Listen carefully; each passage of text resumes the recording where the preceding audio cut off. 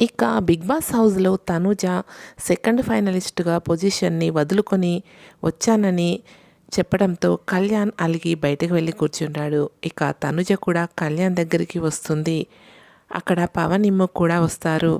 నీ చేతిలో ఛాన్స్ ఉన్నప్పుడు వాడుకోవాలి కదా, అంత కష్టపడి ఆడావు, ఎలా అలా మిస్ చేసుకున్నావు, ఏమైంది నీకు అని కళ్యాణ్ అంటూ ఉంటాడు.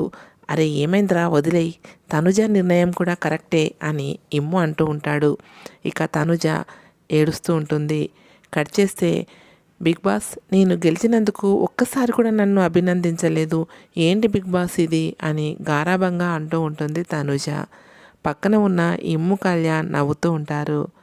కట్ చేస్తే భరణి నిన్ను కెప్టెన్గా చూడాలనుకున్న నీ డాటర్ కోరిక అంటే హనీ కోరిక తీరిపోయింది కదా అని నాగార్జున గారు అంటుంటే అవును సార్ అని భరణి చెప్తూ ఉంటాడు.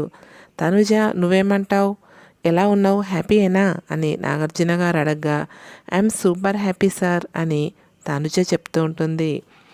ఇక సుమన్ ఎలిమినేట్ అయిన తర్వాత see you tomorrow, love you, bye bye అని నాగార్జున గారు చెప్తున్న టైంలో sir sir sir scuse me scuse me scuse me ice cream sir అని సంజన అంటూ ఉంటే మొన్ననే కదా పంపించాను అని నాగార్జున గారు అంటుంటే సార్ సిగ్గులేదు సార్, నాకు అడిగేస్తున్నా ప్లీజ్ సార్, చాలా బాగుంది సార్ పంపించండి సార్ అని సంజన అంటూ ఉంటే ఓకే చేయికి చెప్పి పంపిస్తా అని చెప్పేసి బాయ్ చెప్పేసి వెళ్ళిపోతూ ఉంటారు నాగార్జున గారు.